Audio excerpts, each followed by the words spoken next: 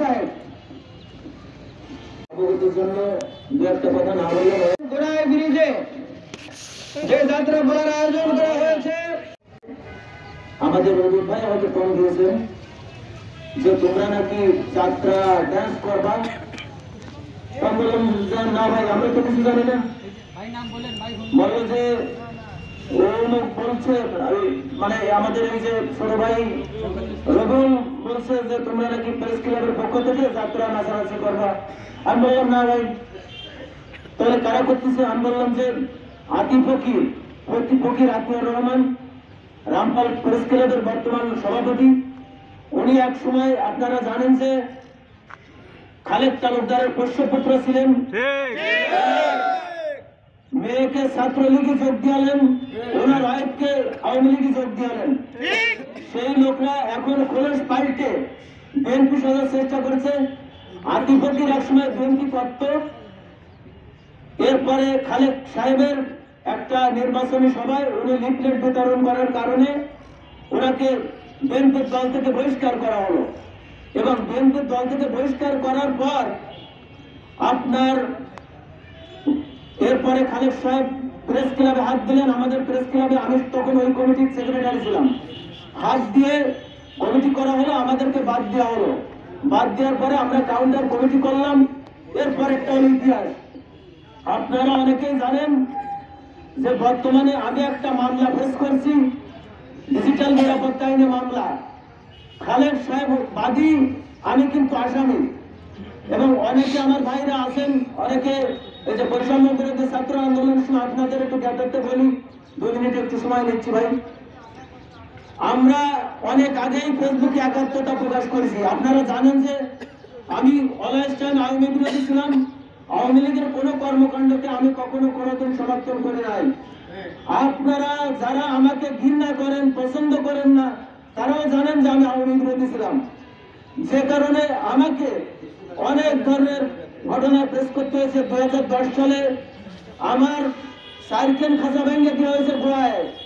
আমার যারা আছেন এখানে রামপালের বন্ধুরা, ভাই ব্রাদাররা, তারা জানেন এই ঘটনা। এখন যদি আবার মানে প্রতিদিন 60 জন করে প্রশ্ন করে যে আপনারা প্রেস ক্লাবের পক্ষ থেকে ওখানে নাচানাচি করবেন, আমি বলেছি না।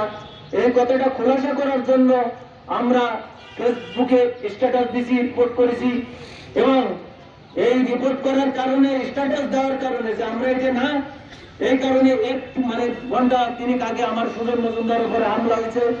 ওই রামপাল প্রেস ক্লাবের সেক্রেটারি শাহজালাল গাজী, সে হামলা করেছে, আমার সামনে হামলা করেছে এবং আমাকে তুলে ছেড়ে গালাগালি করেছে। তার মানে এক সময়, এবং তারা হত্যার হুমকি দিছে, আপনারা সাক্ষী থাকবেন। আর একটা কথা দার্থহীন ভাবে বলতে চাই, কোনো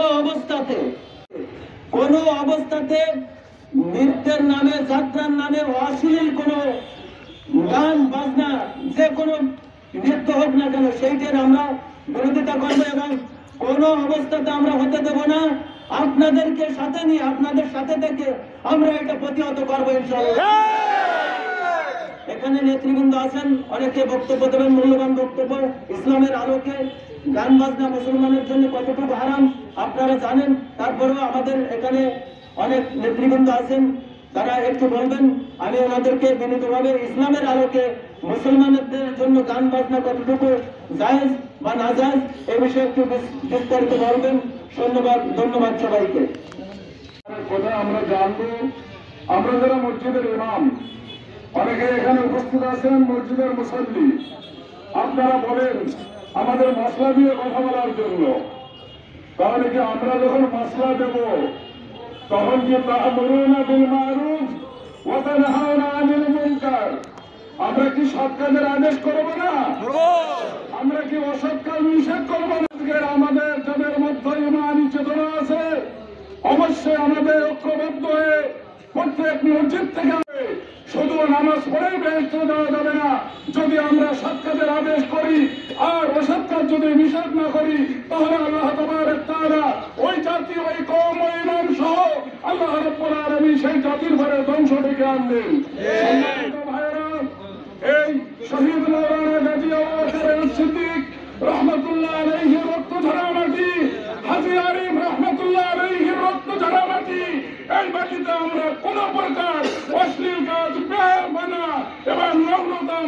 রকম হতে দেব না। গ্রাম থেকে হয়ে এই প্রতিবাদী সভাকে সাফল্যমণ্ডিত করে তুলুন। আর আমরা যাতে সঠিকভাবে মানুষকে কোরআন এবং হাদিসের বুঝ দিয়ে এই সমস্ত রাষ্ট্রীয় কাজ থেকে ফেরায় রাখতে পারি। মহান রব্বুল আলামিন যেন আমাদেরকে তৌফিক দান করেন। আলহামদুলিল্লাহি রাব্বিল আলামিন। আসসালামু আলাইকুম ওয়া রাহমাতুল্লাহি ওয়া বারাকাতুহু।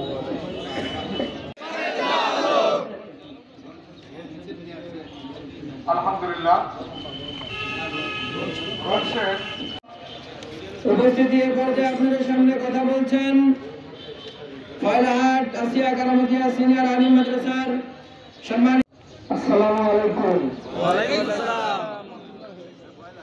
আপনারা ভালো আছেন? আলহামদুলিল্লাহ। আমরা তো ভালো থাকতে চাই, কিন্তু থাকতে তো চাই না।